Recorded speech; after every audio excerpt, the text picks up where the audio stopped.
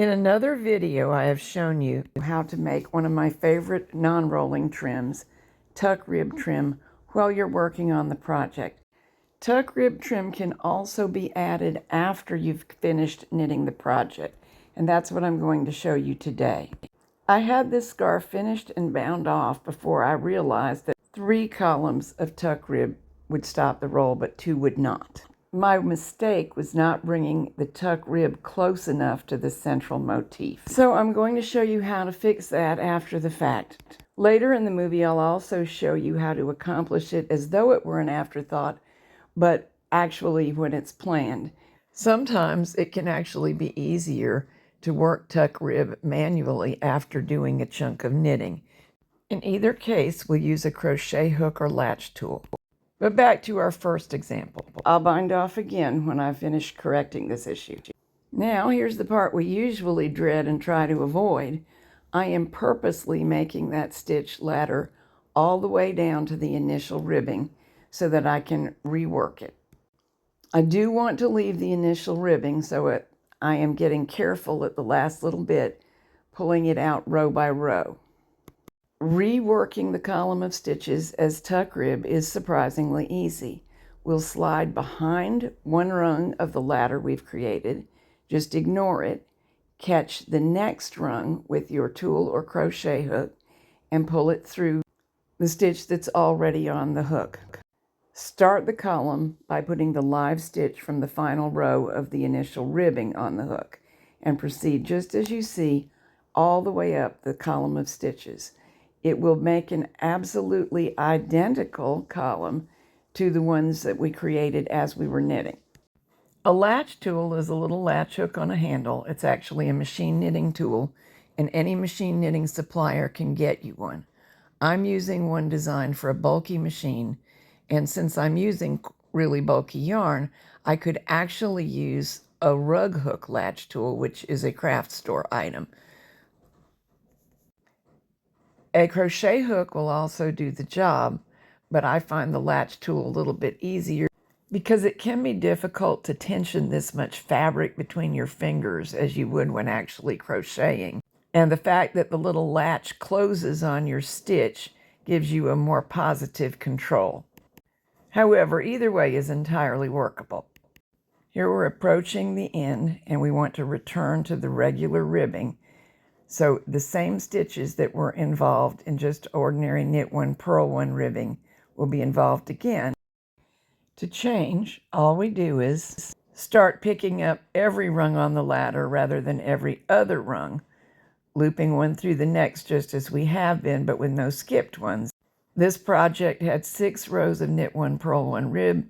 So on the last 6 rungs of our ladder, I pull one rung through one loop every time, and then we're done.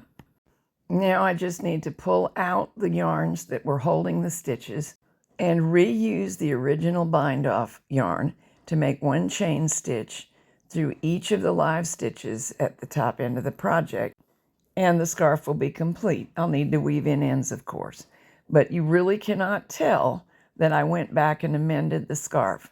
The side that you did not see me do, that was already complete when the movie began, was in fact also an amendment to the original design. I just did the second column in front of your eyes. Here I'm working on a similar design for a single rake loom. This one also has tuck rib at the edges, and it's finished here, but up here I have yet to work it. When you have a loom that allows you access to the fabric, this can be a good option. This oval has plenty of room in the middle for me to get to the fabric, so I'm doing just what you saw me do before, laddering down a column of stitches so as to be able to latch it up as a tucked rib. This is a worsted weight yarn on a 1/2 inch gauge loom.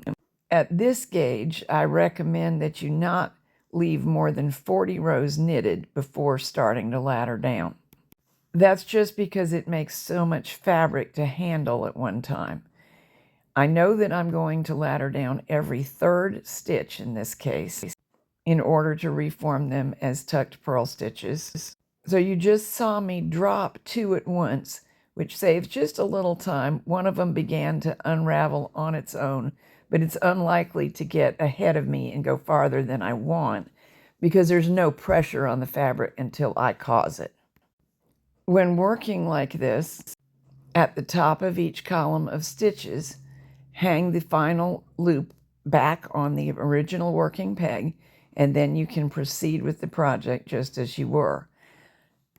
There are a couple of reasons to do this. For many people, it's faster than making tucked rib with the traditional method because we're not twisting our wrists to purl. The lack of wrist twisting is yet another reason some people like it. If that hurts your wrists because of some arthritis or repetitive strain syndrome, this is a completely different motion and may not be bothersome. Also, for some people, this method will produce a more even tucked rib. It's quite easy to design a scarf or a blanket on your own using this tucked rib trim to stop the rolling at the edge. Just keep in mind my mistake with the first scarf that I showed you, and make sure that your trim comes quite close to any center motif or textured stitches down the center of the work that you have used. A wide stretch of stockinette will revert to that flipping and rolling business that stockinette loves to do. With this sort of scarf design, the typical edging would usually be garter stitch. This is an acceptable alternative, gives a nice fresh look, and for some people it's going to be faster and easier on the hand. Here are the two finished scarves. Note that in the one on the left, we're looking at the tuck purl trim from the knit side of the fabric, and it looks nice. The scarf on the right has cables that are knit, but they are on a purl background, and it looks nice from this side also. The cables used in these scarves look quite similar, but they are in fact constructed very differently. The cables may be used on their own as part of another project, such as a sweater front, or as you see here for scarves. Each cable is the subject of its own video, and each of those videos includes a basic scarf pattern. I will put links for you in the program notes. As I develop each panel, I'm working towards constructing a sweater. Here's the back finish. The dotted lines are showing you how each panel was knitted separately and seamed on those dotted lines. Each of these stitches has its own video. The side panels are over and under stitch. Each panel has 3 stitch cables along the edge, and the center has a diamond cable. The sample has not yet been either steamed or washed. The advantages of working in panels rather than knitting a whole sweater back or front are that the project stays portable and you don't have to concentrate on all of the cable and texture designs at one time.